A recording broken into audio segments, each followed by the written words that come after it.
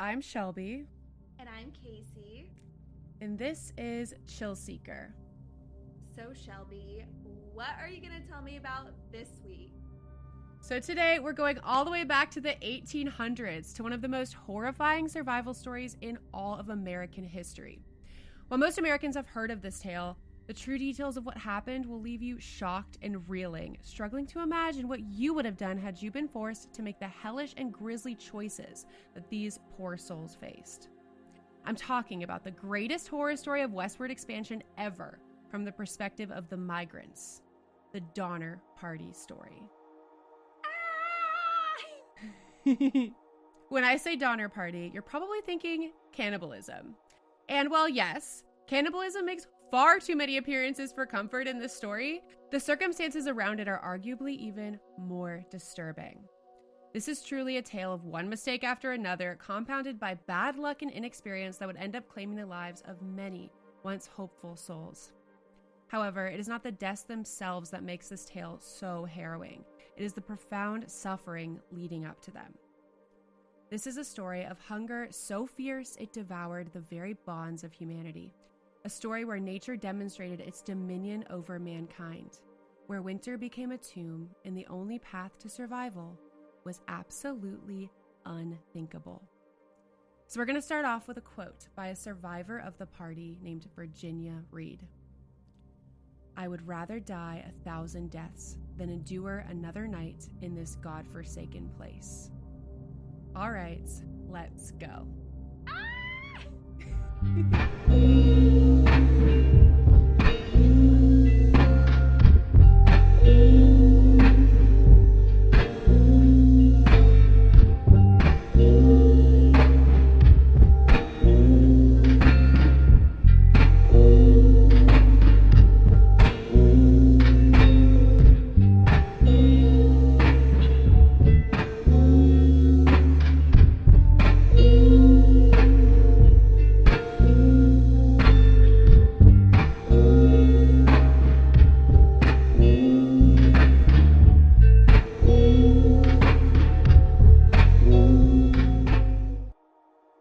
All right, Casey, so I'm actually really curious, considering that you live in California and you're from there.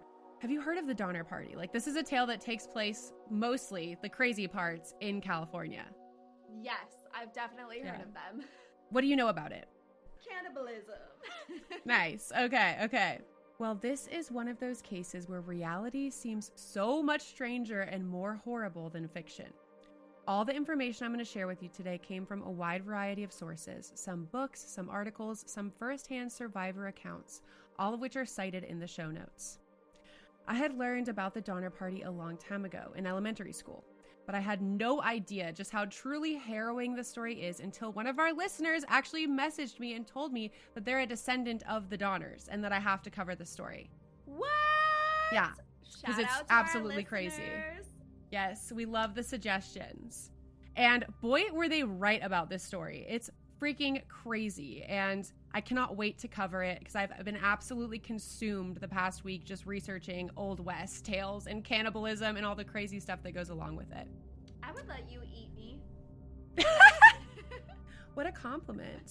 Yes, like I would actually, I would love that. I would love knowing that I would be. Did we just find out something new about you? Like, is this like a fetish? I know that's a thing. No, I'm not. I don't have a cannibalism fetish, but like, I would love to be the reason why your life was saved in like a moment. Oh, where there's wow, no that's food. so sweet. Oh my gosh. I can't say that I would sacrifice myself in the same way. Like, I don't know. I don't think I would sign up for being eaten. I think I would, because I wouldn't want to be the one eating someone, probably just like my vegan nature. So Sure. I'm like, but y'all could eat me. But the problem is you're only, what, are you like 110 pounds or something? Like, you're tiny. I mean, I'm lean muscle, but but I mean, I feel like I have good nutrients, you know? I mean, yeah, you definitely do. I mean, you eat healthy, so I don't know.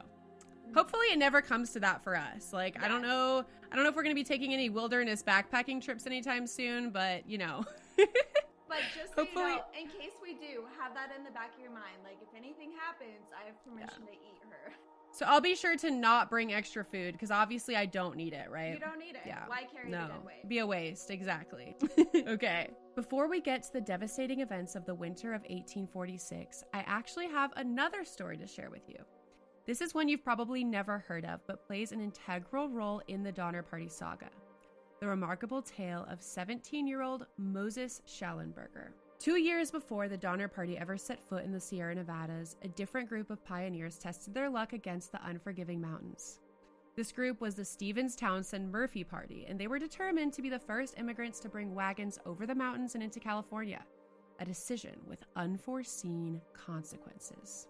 In 1844, Moses's group was attempting to cross the Sierra when snow began to fall and the mountains soon swallowed their trail entirely. The wagons became stuck and too unwieldy to make it through the pass.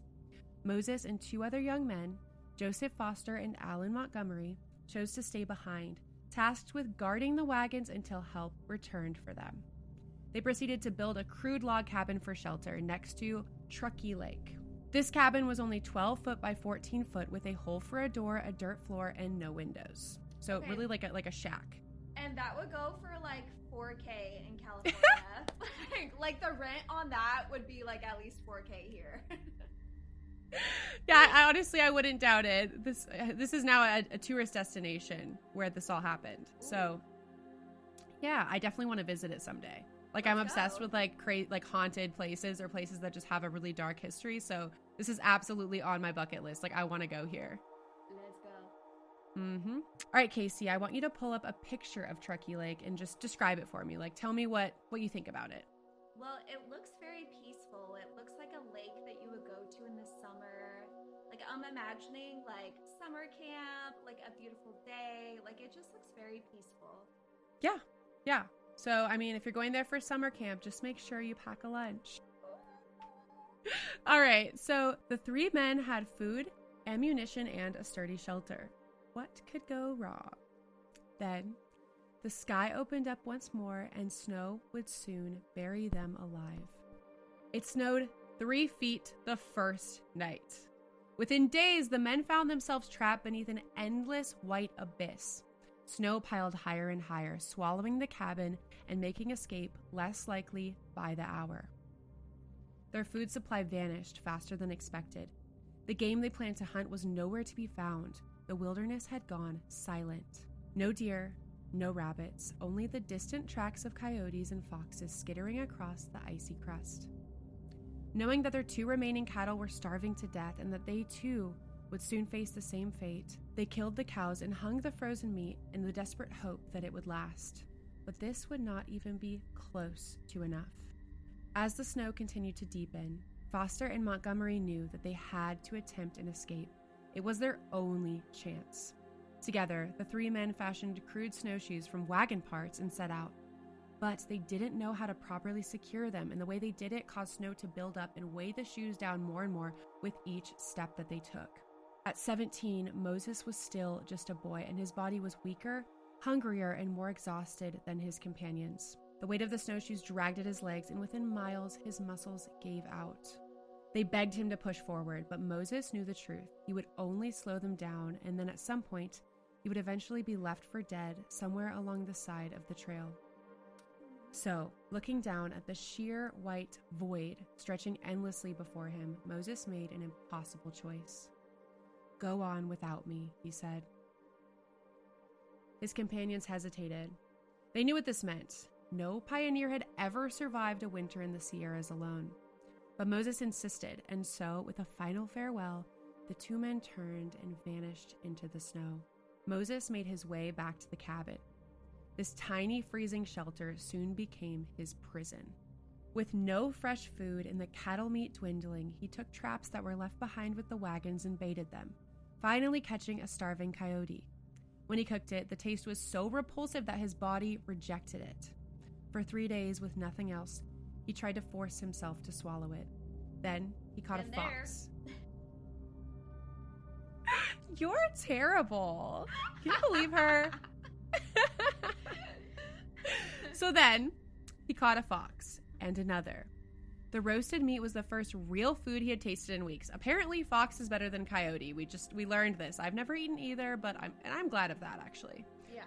The roasted meat was the first real food he had tasted in weeks. He continued trapping, surviving day by day against the brutal landscape.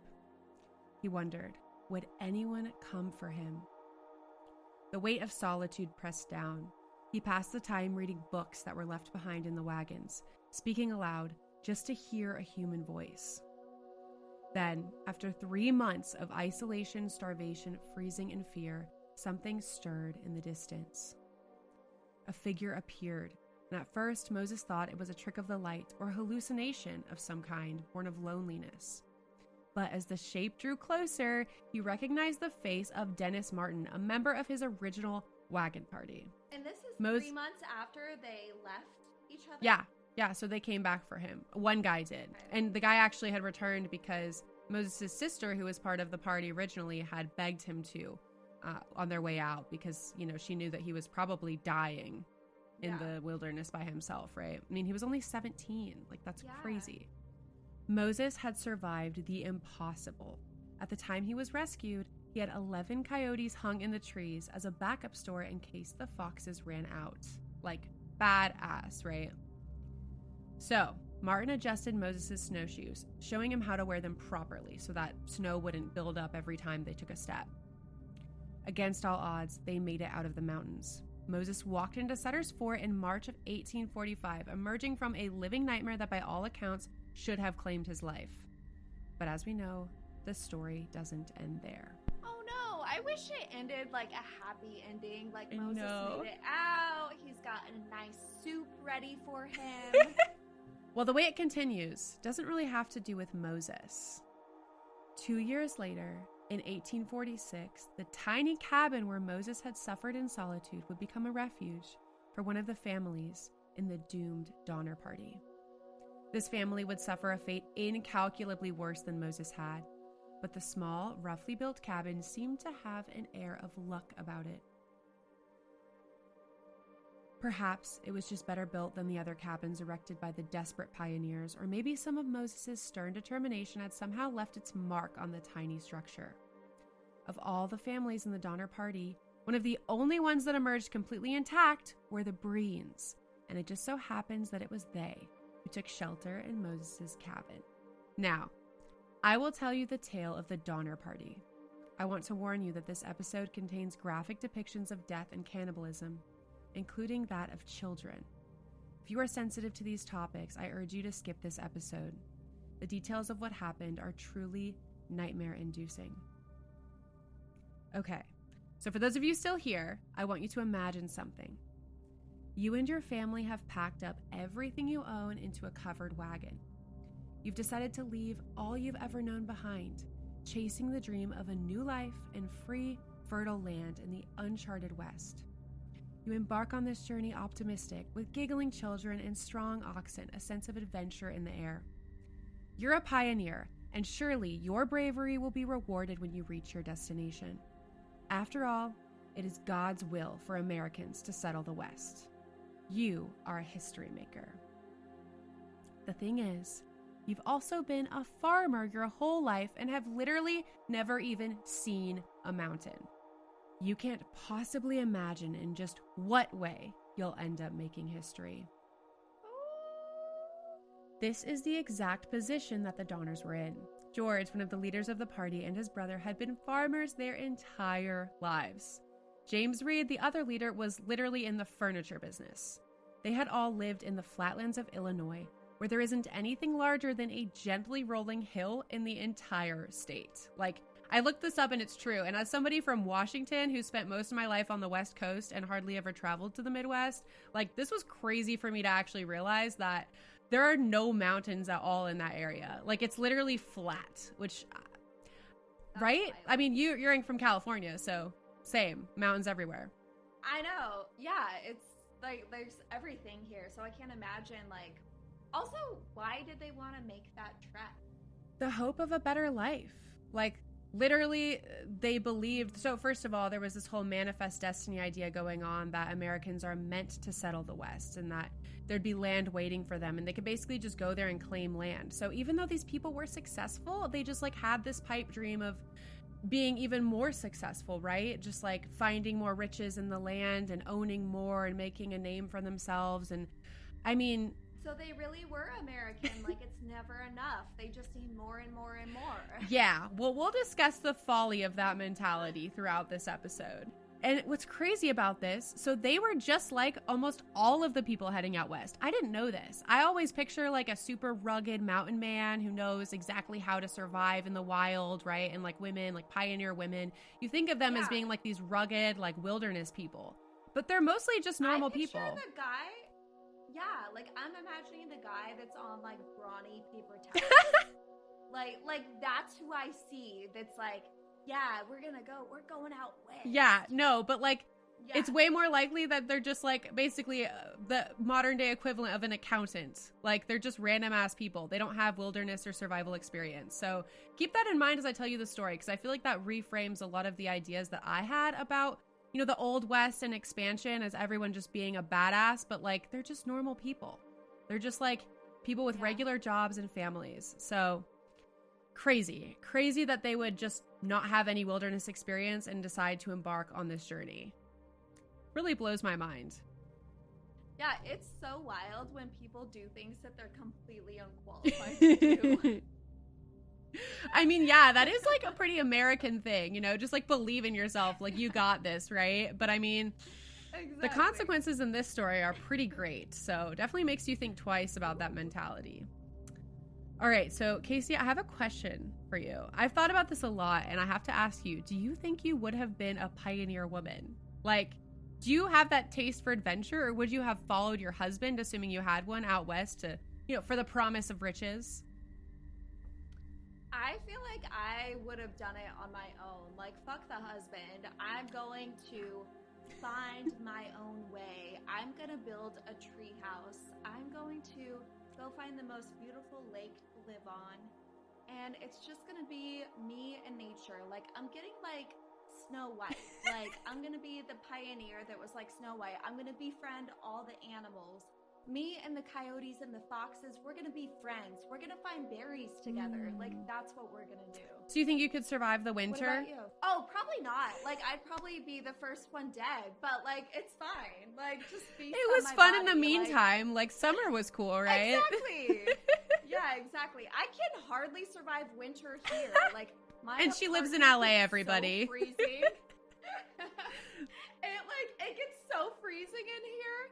And like, the electric bill's so expensive when I run the heater, so I'm just bundled up in blankets. Yeah, I probably would have died. Yeah, I love me a heated blanket. So yeah, I feel like I would be fucked too. Like, I would not be having a good time. Yeah, so what about me? I feel like I would follow my current husband. Why did I say current as though I might have another?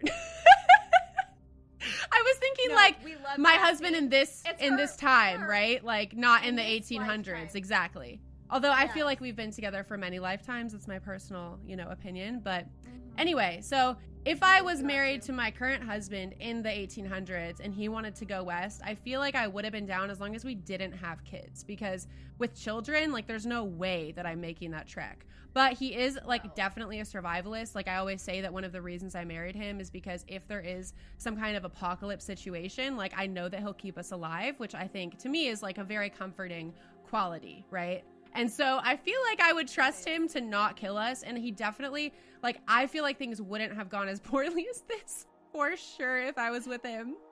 It's so funny, but it's true. And I mean, the only difference is that he does learn a lot from YouTube and the internet. And I feel like these poor people, like, they had to go, check out a book from the library on surviving the wilderness in the mountains. Like, I mean, it's definitely a different circumstance and pretty crazy to think about. Yeah, it's wild. I feel like I would, like, the thing that I bring to the survival group is, like, I'm the personality hire. Like, I'm not going to keep us alive, but I'm going to keep our spirits alive. Like, you know what I mean? No, I literally tell, I'm morale for Jesse. I'm like, I'll support you. Yes. I'll be like, yeah, chop that wood, build that cabin. You know what I mean? Ooh, yes, hunt that bear. Yeah, exactly. Exactly. Yes. Like, that's hot. Like, I can cheer that on pretty easy. Okay. So back to the story.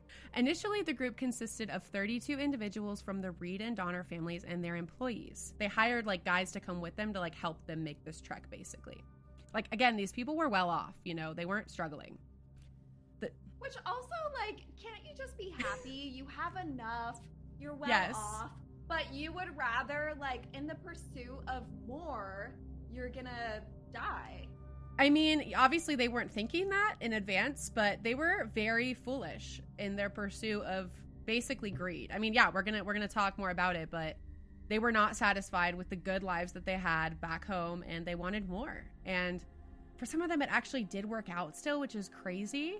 You know, I mean, I guess there's always going to be a percentage of people who make it. And to be fair, these were very unlucky pioneers in general. Like, a lot of other pioneers did make it despite their zero experience, right? They still made the trek and were able to hack it. So we're going to get to why they really should have just been content with what they had already. The Donner family included 2 brothers, their wives, and 12 children. The Reed family consisted of 2 parents and 4 children, and along the way, several other families would join the wagon train, including the Breen, Graves, Murphy, Eddy, and Kesselberg families, bringing the total number to 87 individuals, 29 men, 15 women, and 43 children, traveling in a column of 23 ox-drawn wagons. Like, this group is literally half children. That is so insane that they were like, oh yeah, this is fine. Let's bring all of our kids with us, and like, no big deal. We're all risking our lives and our 42 kids. 43. Like, what? 43. 43. Like, what? Yeah. I mean, this literally sounds more like a elementary school field trip than a pioneer expedition. It's crazy. I was just gonna, this was just a side note, like, did you play the Oregon Trail growing Yes, up? and this is like what I was thinking of the whole time I was doing this research. I loved that game. Yes, on like a 98 desktop that went out this Yes, far, just, like, at school. We did it at school. It was so fun. Yes. Oh my God, I remember. That was amazing. Like, what a great way to learn. I'm so for like video games being used to educate children, like as long as they're actually educational, right? So it's worth noting that just like many other pioneers, their wagons were loaded with things like fine china, books, and furniture, rather than survivalist gear or basic necessities like enough food. Why would you need enough food? What are they even thinking? I don't know. Like, it's truly crazy. Like, this whole time I was learning about this, I was just like, my mind was blown at the poor decisions they made one after another, and thinking like, would I ever make this decision? Like, no. But who knows? I mean, it's easy to look back and be like, wow, they were so dumb. But at the time, I also have to remind myself they didn't have the internet. They couldn't just look stuff up, right? They'd never seen a mountain. No, but also, they're pretty fucking dumb if they're grabbing their fine china instead of food. But that's what all the pioneers did. They literally brought all of their valuables, and I mean, you know, they could have gotten robbed along the way. They could have died of starvation. To be fair, they did have a lot of cattle with them, so that was supposed to be a food source, right? And, you know, we'll see what happens with that. But yeah, it's pretty crazy to think about. And now I'm going to talk about an absolutely insane part of the story that literally could have altered everything about U.S. history. When I first read this, I thought there was no way it was real, but it absolutely is. Like, I fact-checked the shit out of this. You know who one of James Reed's closest friends was? So that's one of the guys leading the expedition. Abraham fucking Lincoln. I was gonna fucking guess that. It's always Abe. How are you? It is always I don't know if I Abe. believe that you were going to guess that. That is so specific.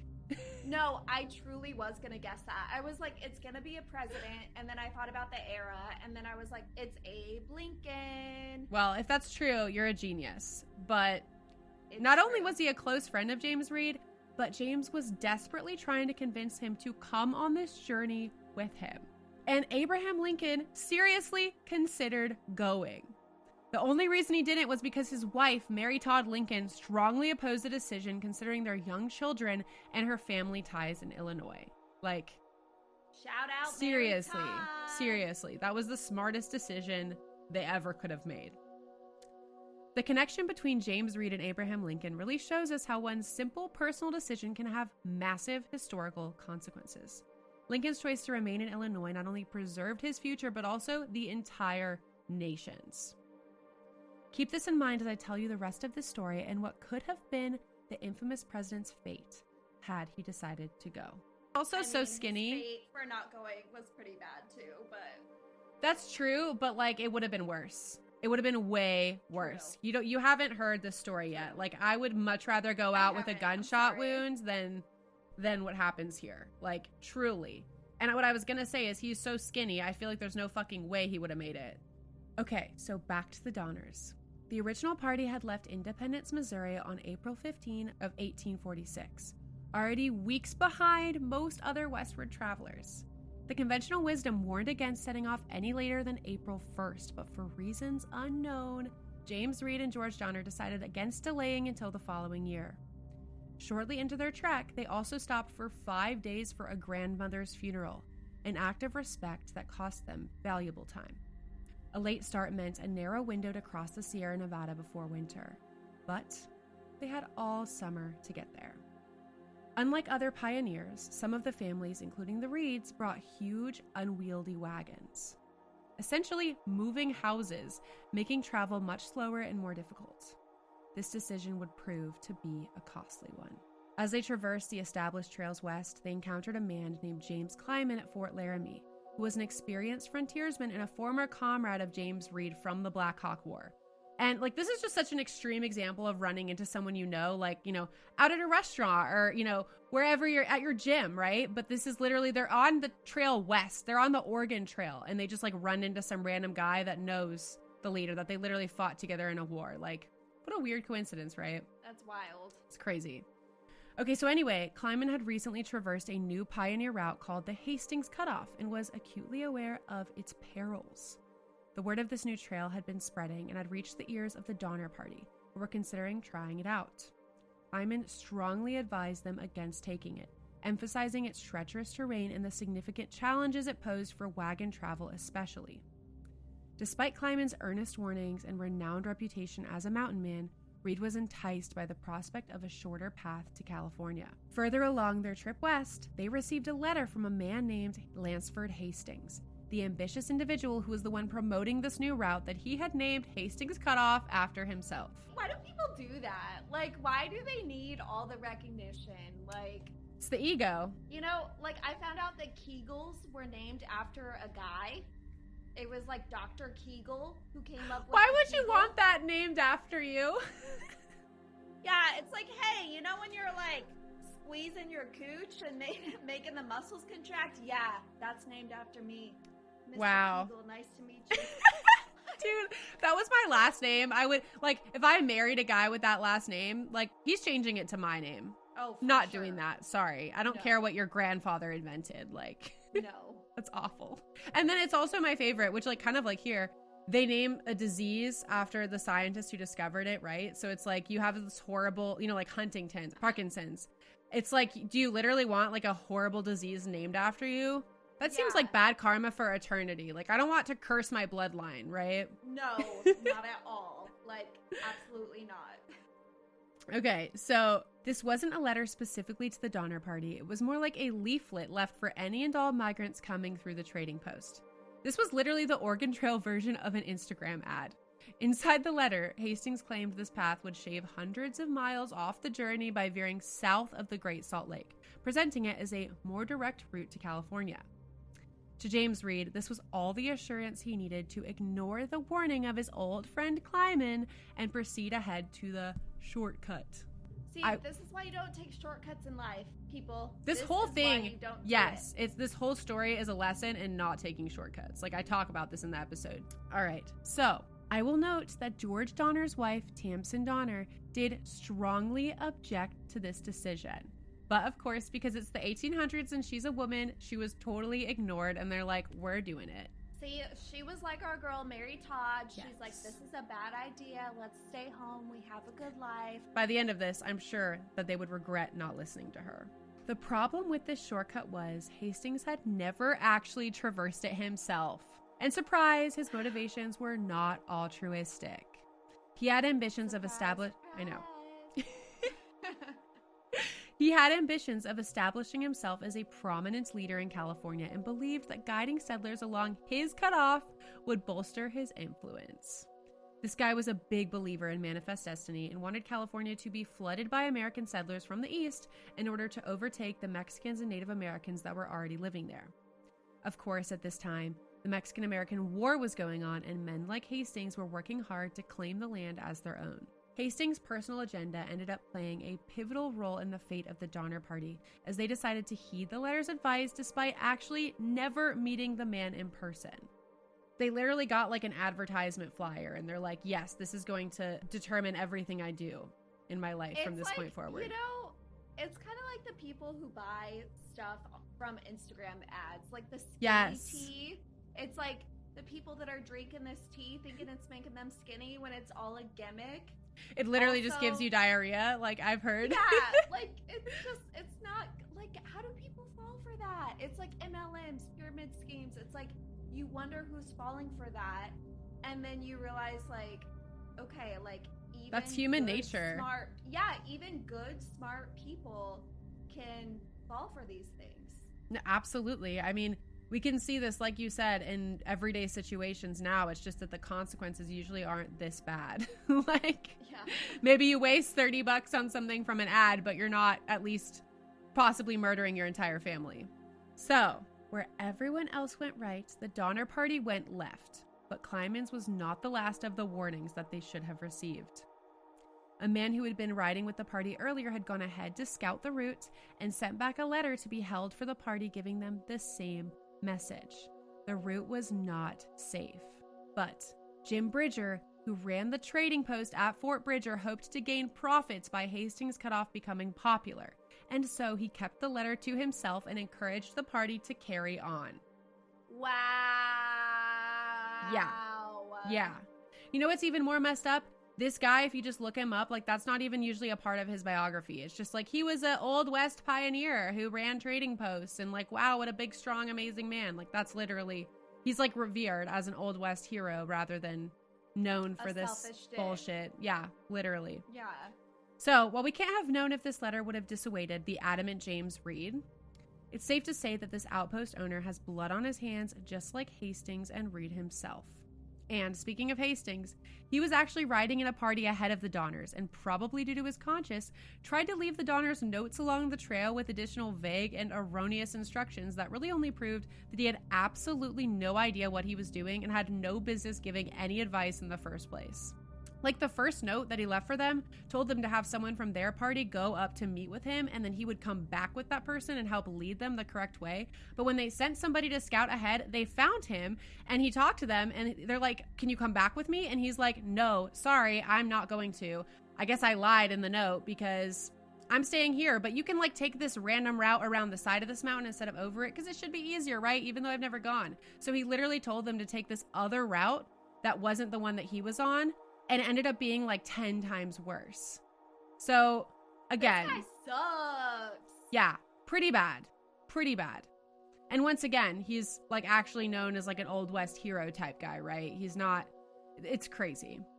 Okay, so the Donner Party continued on. And this is a lesson to always be wary of shortcuts. Right, Casey? You can't take shortcuts in life, okay? Yes. Upon reaching the Wasatch Mountains, the families quickly realized the gravity of their choice. The terrain was treacherous, requiring them to carve a path through the dense forest and rugged landscapes. They literally had to use hand axes to cut down the trees so that they could get their wagons through. Like, they're literally bringing the modern day version of an Escalade wagon, like, through the forest and having to hand cut down every tree in their way just to make the trail so the wagons can pass through. It's actually insane. Like, can you imagine? This difficult task consumed valuable time and resources, causing significant delays. Despite this undesirable outcome, in typical fashion, Reed named this little pass after himself as Reed's Gap. Of course he did, right? So, emerging from the mountains, the pioneers then faced the Great Salt Lake Desert. Have you ever been there, Casey? I have not. No? Okay, so I've driven across this, and it's like the most insane place I've ever been because you can just see for miles and miles and miles, and it's just completely flat. And it's like there's like a heat haze because, you know, it's coming off the desert floor. Wait, where is it at? Utah. Oh, okay, yeah, I don't think I've So it's just like one of those places that's absolutely, it looks like another planet. Like it looks like you're on Mars because it's just so different from any of the surrounding landscape. And this is where they were headed through. Hastings had told them in a note that he left behind, a different note, that the desert crossing would take 2 days. In reality, it spanned 5. The scorching heat and lack of water led to the loss of numerous cattle and oxen and the abandonment of essential wagons stuck in the mud. These setbacks further depleted their supplies and conditions. Because apparently things weren't bad enough, the Pawnee Native American tribe then attacked the party in raids that resulted in a fatal casualty and the loss of some of their livestock, making the situation even more dire. By the time the Donner Party rejoined the established Oregon Trail, it had been 68 days since they took the shortcut. The other parties who had taken the existing trail had made it there in only 37 days. This is why you don't take shortcuts in life, okay? Yeah. The exact original train that they had been a part of before the detour had passed this exact spot a month before. Instead of being hundreds of miles shorter as they had been promised by Hastings, we now know that the shortcut was actually over 100 miles longer. Wow. They were running out of food quickly and in terrible shape. Morale had never been lower. They soon left an old man to die in the desert who couldn't keep up with the party. Things just kept deteriorating further and further. James Reed's journal entry from September 14th reads, "Left the basin camp, or Mad Woman Camp, as all the women in camp were mad with anger." Like, I wonder why the women would have been mad, right? Like, yeah, they didn't want to go in the first place. They were like, this is a bad idea. Mad Woman Camp. I thought that was hilarious. Yeah. Okay, so obviously tensions were high and conflicts arose, eventually resulting in James Reed getting in a fatal fight with another man in the party. After Reed stabbed the man, he died, and Reed was then banished from the party with only his horse. This meant that they had lost one of their 2 leaders. Although, to be fair, he was a pretty shitty leader to begin with, yeah, so... bye! Right off with your horse, bitch. Yeah. The next setback they endured was a major one. The Paiute Native American tribe attacked them at night, stealing between 30 to 40 of their cattle and killing many more, seemingly in an attempt to cripple the party entirely. Apparently, they could hear the Paiute laughing while leading the cattle away.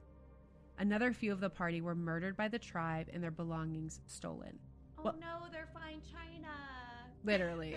Yeah. So helpful in this situation, right? Well, everything seems like it really couldn't be going worse. One hopeful thing did happen. A scout went ahead of the party for supplies and then came back with 2 Native American guides named Louis and Salvador to apparently help with the rest of the journey.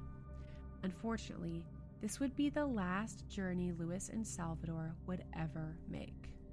No, I was know. already starting to really like Louis and Salvador. Damn it. I'm sorry, I'm like Game of Thronesing you, like hard. I know, I can't take it. So now, as they were all approaching the Sierra Nevada mountain range, it was late October, a perilously late stage for a mountain crossing. They could have opted to stay in the valley below, but they hardly had any supplies at this point and were desperate to make it to California before winter set in. So they decided to press on up the mountain. Meanwhile, James Reed, who had been banished, had actually successfully made it over the mountains ahead of the party, because he wasn't weighed down by all the wagons and having to cut the trail just to get them through, right? Oh, lucky James. I know, literally. He was a little bit worried about the party, maybe because his wife and children were still there with them. But he figured that they had all the livestock that he didn't know had been stolen, and they would probably be fine. Thanks, James. They're also... Yeah, I know. Dad I know, of right? the year. Husband of the year. Just wait. Wait. There also weren't enough men at the fort to form a real search party because of the Mexican-American War going on. So, get this. This motherfucker just signs himself up for the war and rides south to fight. Peace. So he just abandons his whole family and is like, fuck y'all, I'm out of here. Yep. Yeah. So I'm gonna go fight in the war. See ya. Such a great guy. Like, I know. So he did it under the guise of like gathering men to go search for his family, but like, I'm sorry. nah. No, like that's not your priority, obviously. No, we see you, James. We see you. Mm-hmm. I hate James Reed. He's the worst. He's terrible. Okay, so back to the Donners. They climbed up the mountain, reached higher and higher elevation, when suddenly an early and severe snowstorm started to seal the mountain pass. Exhausted from the trek up, the families decide to make camp for the night before continuing on in the morning. This was a decision they would regret for the rest of their lives. When they awoke the next day, the pioneers were completely snowed in and trapped next to Truckee Lake, or what is now known as Donner Lake. They were forced to hunker down, build makeshift cabins and lean-tos, and pray that their fate was not already sealed. They had missed their opportunity to make it over the pass by only 1 or 2 days. So, the Breen family found Moses' cabin, and the rest made do with whatever they could build with the materials they found. The single hired men got perhaps the worst deal, with many of them sleeping outside exposed to the elements, while the families and children slept inside. Anyway, 3/4 of the party set up at Truckee Lake, while the other quarter stayed up at Alder Creek, about 5 miles away. This was where the Donner party stayed and ended up suffering one of the worst fates of anyone in the party. George Donner ended up cutting himself almost immediately and suffered an awful infection and gangrenous limb that worsened throughout the winter. As if their luck couldn't get any worse, this turned out to be one of the coldest winters ever recorded in the Western Hemisphere. As the freezing weather worsened, the oxen that were left began to die, one by one, and the frozen meat soon became their only source of food. The snowfall continued, falling in a total of 10 blizzards that winter, eventually reaching over 22 feet high. Like, imagine, Whoa. 22 feet of snow. No one could walk through it without sinking. All their possessions were lost under the snow, and the entrances to the cabins had to be continually dug out just to keep them from being completely covered and suffocated. While the adults tried to make makeshift snowshoes, they didn't have the right experience or supplies to use them correctly. As the last of the oxen was eaten and many of the other animal carcasses buried deep beneath the snow and inaccessible, the Donners sent out a hunting party. One of the members caught a bear, sustaining them temporarily. After that, they were unsuccessful and eventually gave up on hunting altogether. While there were fish in the nearby lake, they were unfamiliar with how to catch them, trying and failing. The men started fighting over stray mice that had found their way into the shelters. This was a choice. Soon, they were almost entirely out of food. Get this. They began resorting to boiling down the oxen hide that they had used as rugs and roof coverings, rendering it into a disgusting substance that woodworkers know as hide glue. This glue was awful to consume, but literally all they had. They boiled and ate leather shoes in a similar fashion. So basically, they were like the first people who created like bone broth in a sense. I don't know if that's the same thing from the hide. Maybe. I don't know, but I feel like hide water would be sold at like Irwan these days, right? Yes. It's like 100%. you get that very exclusive hide water. It's like $40 a tub. Well, people are apparently putting beef tallow on their skin now, so I've seen videos of that, and I'm like, do you want to smell like beef jerky? Like, ew. I don't know. I'm not about it. But yeah, no, it sounds absolutely disgusting to me. Like, so gross. And also, so they had to take off the roof coverings, which meant that the roofs were now leaking. So now they're like in a leaky ass cabin eating the hides that are boiled, like literally eating glue. They're eating glue. Wow. In a cabin with rain falling on, or snow. What am I saying? Rain. It's below freezing the whole time they're here. Okay, so on December 16th, 1846, a group of 17 individuals, later dubbed the Forlorn Hope, set out on improvised snowshoes, hoping to traverse the mountains and seek rescue. Among them were 5 women, 9 men, and 3 children. They carried minimal provisions, anticipating a 6-day journey. However, the trek proved more arduous than they thought, and after several days, their food was exhausted and they faced severe snow blindness and fatigue. And snow blindness doesn't just mean that you can't see through the snow. Like, I just thought it was like you can't see anything because it's just white everywhere, right? But no, it literally is a condition where the UV rays reflect off the snow and blind your cornea. So you actually can't see shit. Yeah. Yeah. Like, it can actually long-term affect you. That sounds horrible. Yeah. So actually, it's funny. Like, people in the Arctic, they would use these shell sunglasses where they would have a slit in each one, so they could just barely see out. It would let enough light in so that they could see, but it wouldn't blind them. And that's the only way that they could survive and not get snow blindness through the winter. Yeah. Wow. But they didn't have these, obviously. They were not prepared, as we know. On December 21st, one of the men in the group was unable to continue, remained behind, and died.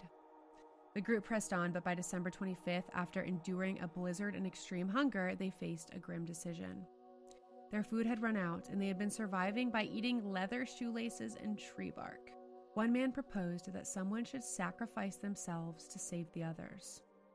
Discussions of a duel or a lottery ensued, but no consensus was reached. That night, another one of the men succumbed to the cold. 2 other men soon followed. Overcome by desperation, the remaining members resorted to consuming the flesh of the deceased to survive. Yeah, so they would butcher them and then take the meat with them, like literally carrying like an arm on your fucking back. It's like, and yeah, that's what I got you'd be eating. James back here. You guys want a bite? Literally. Like, that's how they survived. So Lewis and Salvador, because of their spiritual beliefs, these are the Native American guides, refused to partake in cannibalism. My boys. As conditions worsened, one of the men in the party named William Foster began contemplating murdering the 2 Native American guides for food. Yeah, nice William. It's possible that he saw them as disposable since they were not part of the original party and because of the rampant racism in that area, right? They were Native, all these people are white, just that's what was going on. Oh, but they want to use them to guide them, and then they're going to murder them for food. Awesome. Like, please help me until I'm hungry, and then I'm going to kill you and eat you. Yeah. So another man, William Eddy, and this is like rumored. We don't have the, obviously, we're going off of what people who are there said, so we don't know this is 100% true, but William Eddy apparently was aware of Foster's intentions and quietly warned Lewis and Salvador, who quickly made their escape. Good. Yeah. Unfortunately, after several days without any food, the group caught up with the weakened guides.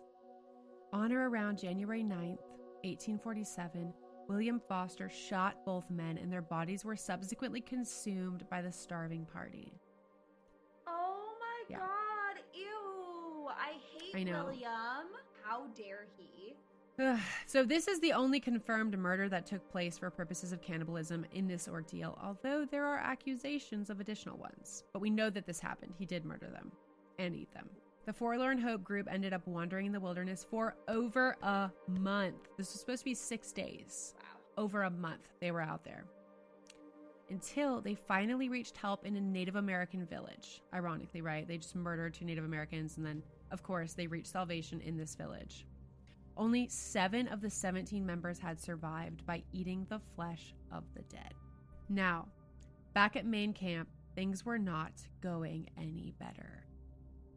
By this point, all the oxen hide was gone. The few remaining dogs had been eaten, and there was nothing left except human bodies. The first bodies to be eaten were 2 of the men who had either starved to death or died of hypothermia. From there, it was a slippery slope. Mary Murphy, a survivor who was only 14 years old, later recalled watching as her mother roasted the organs of a dead man over the open fire.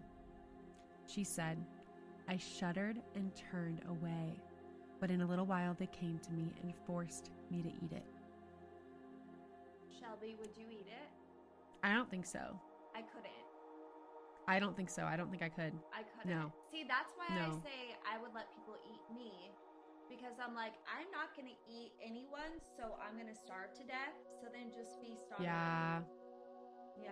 Yeah, I mean, if you already die, sure. But, like, don't murder me to eat me, right? No. I'm not trying to get murdered.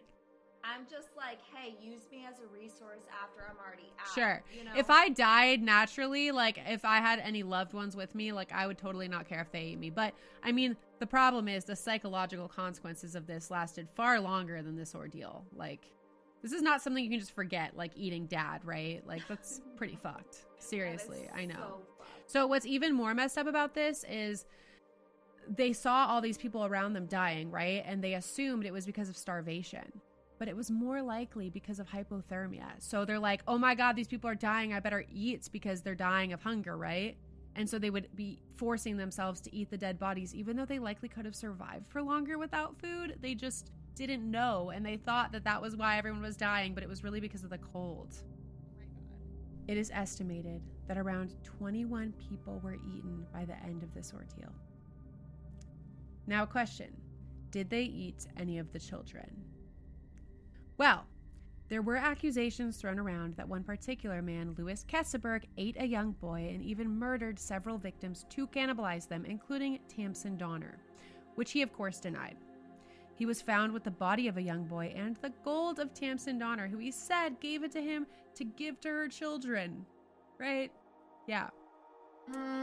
Yeah. Nope. So he was accused of apparently luring a boy into his cabin to sleep with him, like go to bed with him, which already sounds really creepy, right? And then the next day, the boy was hung up on the side of his cabin wall, dead. Yeah. This guy's fucking psycho. I know. He became really the villain of this whole ordeal, right? Even though he's definitely not the only villain here, but he was known for cannibalism and murder his entire life after this, and like claimed that he was innocent and that he was cursed. And I mean, we don't know what happened. We weren't there, but the fact that he had all her gold, like, come on. I don't know. But even if Louis Kesselberg was a murderer and did eat children, it was most likely isolated behavior. The truth is that most of the survivors were children. And this means the people who were eaten were mostly adults. And these children were able to survive only by eating the flesh of the adult members of the party, including, in some cases, their own parents. Yeah. What's for dinner? Dad. Actually, yeah, this happened. People did eat their dad, like 8-year-olds. Yeah. An interesting thing about this case is that most of the survivors were children and women, with very few men surviving. It's actually been studied by scientists trying to figure out the mechanics of humans in survival situations. There are a few reasons more men died. First, they were the ones expected to do the survival tasks. You know, they were out hunting, building cabins, building fires, like all that stuff, right? So they were exposed to the elements. While the women and children stayed inside and kind of waited for them to figure stuff out, right? Also, men actually burn more fat than women and don't have as many fat reserves, so they expire sooner. The women and men also probably gave food to the children rather than eating it all themselves, which may have contributed to their deaths and the children surviving. Anyway, while the families in the Donner Party had expected help to come for them almost as soon as they had gotten trapped, the first rescue party didn't arrive until February. Remember, they had been trapped there since October, over 3 months. While many people knew that they were supposed to have arrived in California, like people on the other side were expecting them, right? Because it wasn't a secret. Everybody knew that these caravans were going over, so they should have arrived. But there simply wasn't enough of a desire from the local population to put together search parties. And while a few people had attempted to hike in and try to help them, they were met with immense amounts of snow that they simply couldn't make it through. It was a combination of apathy, a lack of resources, and the extreme weather conditions that prevented anyone from getting there until it was practically spring. The rescuing is even insane in and of itself because remember, like, they don't have cars. They can't just like go pick them up in a helicopter or something, right? Like, all the rescuing was done on foot. So you really are risking your life to go and try to rescue these people. I can see why, there wasn't more of an effort initially to try to go save them. But finally, William Eddy, one of the Forlorn Hope survivors, had made it out and sent rescuers back. So he was the one who had tried to warn the Native American guides that they were going to be eaten. Okay, so kind of the only good guy in this story right now is William Yeah, Eddy. yeah, it does seem that way. I mean, he tried to warn the Native American guides. He actually made it out. So he was one of the 7 who made it to that Native American village and was able to be taken care of and get help, right? I mean, he almost died on this journey, but he made it, and he's one of the reasons why there was a search party sent back when there was. Okay, pop off. Yeah.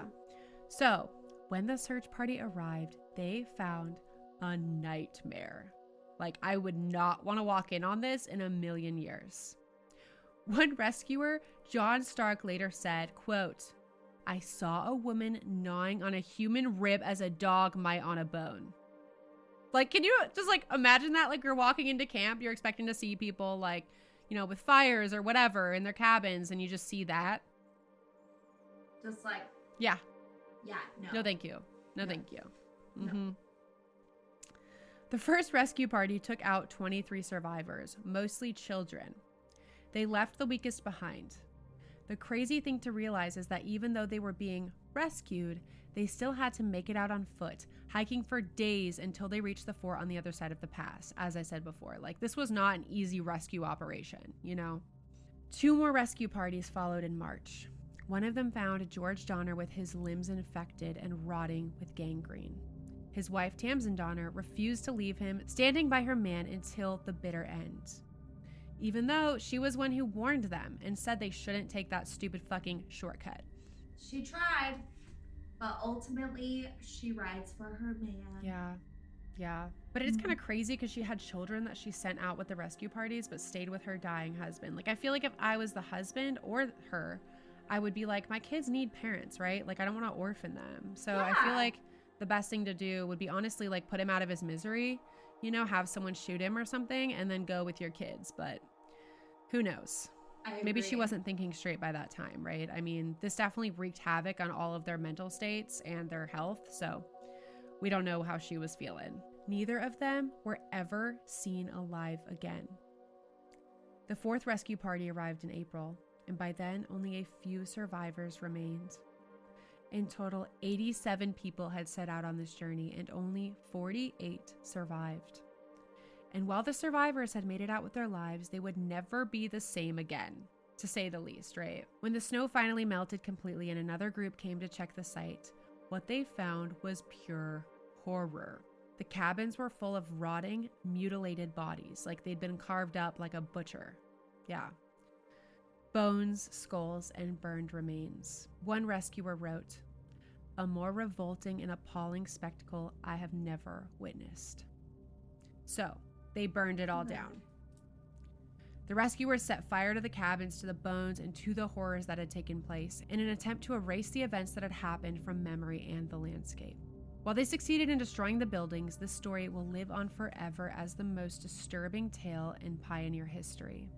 So, Casey, I know we talked about this briefly before, but would you want to go here? Like, would you go there with me and just see if you feel a vibe? Oh, I would totally go there with you. Like, 1000%. Awesome. I bet we would feel a vibe. Yeah, you think it's cursed from this? Oh, for sure. Yes. I mean, I think if any place would be cursed, it would have to be this, because the amount of suffering that happened here, like, unparalleled, truly. Well, anyway, the truth is, there were no heroes in this story. Only victims and villains of ignorance and greed.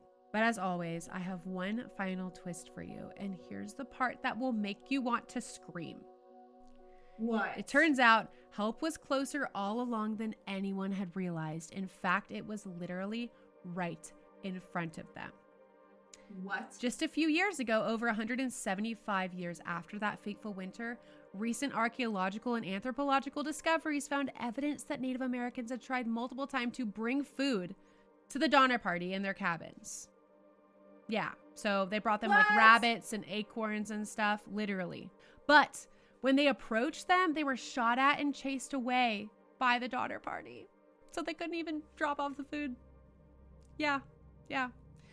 Because, of course, due to their prior experiences, the settlers assumed the natives were there to rob them. I mean, to be fair, they had literally been robbed and also some of them murdered by Native Americans in the previous parts of the journey. So I can understand why they might have, felt like they were going to come hurt them. But honestly, if you're starving to death and like trapped here, I feel like I would take any help I could get and just like hope for the best, right?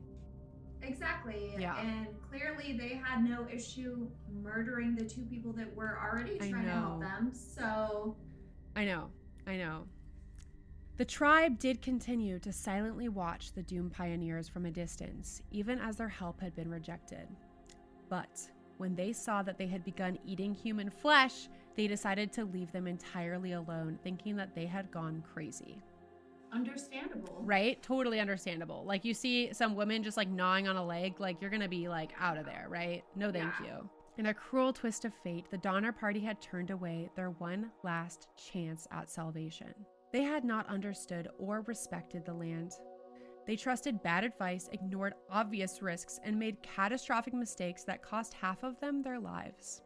But there is so much to unpack here. You're probably wondering, why couldn't they survive when Moses Schallenberger had, literally 2 years before?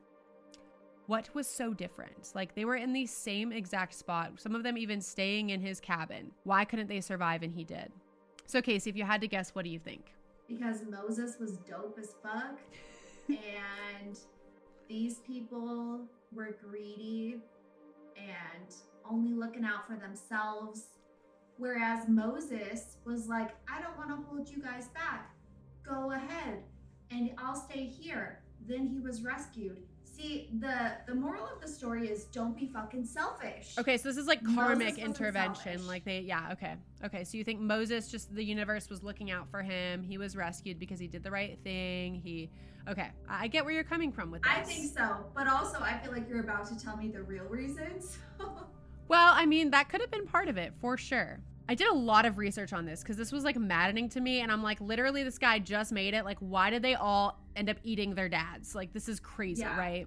So the answer seems to be a pretty simple one. The Donner Party were literally just so shockingly ignorant and unprepared that a lone 17-year-old was able to do an infinitely better job than them at surviving. Like, they just suck, right? From all the research I did, it seems like they did not bring anything, like the basic animal traps that Moses had.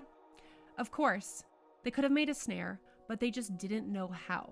They also didn't have any fishing equipment. Of course, they could have made fishing gear from the supplies that they had on hand, but once again, they just didn't know how. They also could have eaten the seeds out of pine cones or strung up the bodies of the dying animals so they didn't become buried by the snow and inaccessible. Just like Moses had with the coyotes, right? He strung them all up in trees. But they didn't do any of this. Instead, they ate their dead friends and family. That's crazy. That's so crazy that they didn't try to think of anything else before doing that. I mean, to be fair, okay, they were in really bad condition and they also just like had no experience. You know what I mean? So I don't know. Like they tried to hunt and then they gave up because they were too tired or it didn't work, right? But there's been times where I've had zero experience at something and zero internet service and had to figure it out. Yeah. And you just keep trying until you figure it out. Yeah, that's not what happened here. Like I said, the only additional factor different is that they were in worse shape than Moses when they arrived at the pass, considering how badly their trip had been going up to that point. So, like, they were already worn the fuck down from crossing the desert, getting robbed twice, running out of, most of their supplies. Like, things were bad. So they weren't exactly in great shape to be problem solving and MacGyvering shit, right? Like, they were, like, pretty bad when they got there. Yeah. So, things did not have to go this way. Like, truly looking back, it seems absolutely insane that you would embark on this journey without bringing the most basic survivalist items like animal traps and fishing gear. Like, what? But instead, they packed their valuables like furniture, dishes, and clothes, assuming that they would never even need to survive off the land. Just to remind you, they literally had never even seen a mountain when they left. They didn't even know what it was like to go hiking, let alone survive a winter in the Sierra Nevada. Babe, we're going on a hike. Grab the fine china. This is truly a tale of grisly horror and suffering at the hands of greed for profit and hubris. Hastings, the man who had advised the Donner Party to go this special route of his that he had never even traveled himself, desired notoriety and importance and was willing to risk the lives of strangers and their children in a bid for it. Jim Bridges of the Bridges Trading Post knew that a man was trying to warn their Donner Party of dangers that could mean death, but concealed the letter and instead encouraged them along in an effort to enrich himself through his trading post. Even James Reed himself was blinded by the desire to reach California for free land and wealth that was promised to pioneers. George Donner and his brother aren't absolved of blame either. They went along with every dumb decision that Reed made in their quest for riches. None of them bothered to do the research or preparation necessary to ensure the safety of their families on this journey. And many of them paid the hefty price of their lives. And while it's all too easy to look back and criticize the unpreparedness of the adults who set off on this journey, the children were wholly innocent in this mistake, and the suffering they endured is absolutely heart-wrenching. Yes. So fucked. Completely agree. Yeah. Like the children suffered because their dads were like, yeah, we're just dudes being bros. We're just gonna go get California. Like, just gonna get super rich. Like, yeah. No, I know. And this case is so frustrating to me. I'm like, no one cared about what the wives were saying or their children's well-being or the fact that their children might want to grow up with parents. Yeah. Or not eat their parents, right? Yeah. Yeah. Tastes like chicken. You know, I didn't actually look up what any of them said about the meat. Like, some of them wouldn't talk about it at all the rest of their lives because it was just like too horrible for them to even, you know, go back to that place in their minds. And some of them denied cannibalism when, by other accounts, they totally did cannibalize their friends and family. So, I mean, you know, the details are muddy here, but I wonder what they tasted like, right? I mean, I've watched some cannibal cases and it's been described as like sweet, like human meat being sweet. And in one of the cases that I watched. Is that why mosquitoes like me so much? Like, probably. You're very sweet. I sounded like a cannibal just. Okay, Dahmer. Like, let me get a bite. I will add, and this makes me super angry, okay? Jim Reed's family was one of the only ones to survive the winter on the pass fully, and James Reed went on to live a very successful life, becoming rich in California. His descendants today are still wealthy because of him. Like, literally. They're like trust fund babies because of this fucker. Yeah. This motherfucker? I know.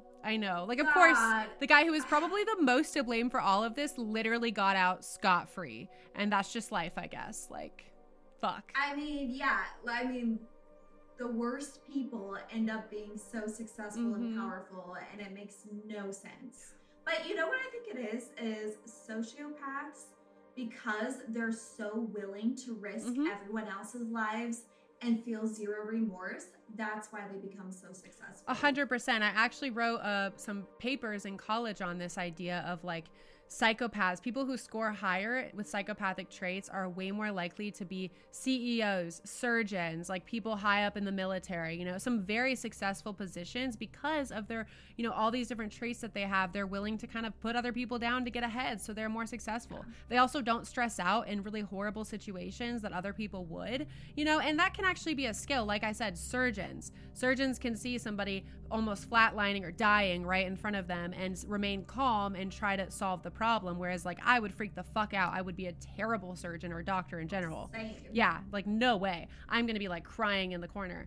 So the fact that they can do that is actually really valuable in some situations. Same with like the military, but you can't deny that it's definitely a role that is played in this whole thing of like people becoming successful because they're willing to fuck other people over and they're not bothered by things like empathy, right? Like, yeah. It's crazy. So I want to hear from Casey and you, the listener. What do you think was the worst mistake that was made here? Who do you think was most to blame for the fate of the Donner Party? And would you have been a pioneer? Like, what do you think? If you were back in the day, would you have been like, yes, I'm going west to get rich? And do you have any pioneers in your family? Like, I want to know, were your ancestors pioneers? Like, I know nothing about mine, so I'd love to hear other people's stories. Tell us on patreon.com/chillseeker and social media at @chillseekerpodcast on Instagram, @chillseekerpod on TikTok, and @chillseeker_pod on X. Okay, so Casey, what do you think was the worst mistake that they made if you had to choose one? I think the worst mistake they made was going in the first place. Like, yes. They were already successful. They were already living good lives, but the greed just overtook them. Yes. And so I think that was the worst mistake, was letting this desire to have more instead of being content with you already have was the worst mistake. But also like this Reed guy and the guy who concealed the letter, like that's just straight up evil. Yeah. Like the fact that you are so egotistical that you want to name places after you, that you'll risk other people's lives to do it. Like, yeah. Ew. I know. I mean, I personally think the worst mistake that they made that was like obviously super avoidable was when his old friend, James Reed's old friend, his last name was Kleiman, tried to warn them. Like, I literally just traveled this route and it's horrible. Like, don't fucking go. You're going to die. And he's just like, nah, I got this. It's all good. We'll make it. Like, that was absolutely so dumb. I'm sorry, but like, worst mistake ever. They should have never, ever gone on this route in the first place. And to trust a literal pamphlet, like you said, it's like people who buy things from an Instagram ad that ends up being a scam and they steal your credit card information. Like, so dumb. Exactly. I'm sorry. But I mean, obviously a lot of people fall prey to that. So I'm not going to even say that, you know, it isn't human nature. Yeah. We all make mistakes. Yeah. We all make stupid decisions because we think it'll lead to something good. Yeah. But yeah, let's all take a moment to think about our decisions before we make them. Yeah, no more shortcuts, guys. Like, no, take the fucking long way, put the work in, you got this. All right, we appreciate you. Thanks for hanging out with us and listening to all the things that keep us up at night. Please, wherever you're listening, give us a 5-star review and send this episode to a friend who might be interested in it. Thank you so much for your support, and subscribe if you're watching this on YouTube. Like, please, we're almost at 100 subscribers and I'm so excited to get there. So as always, keep seeking chills. Bye. Bye.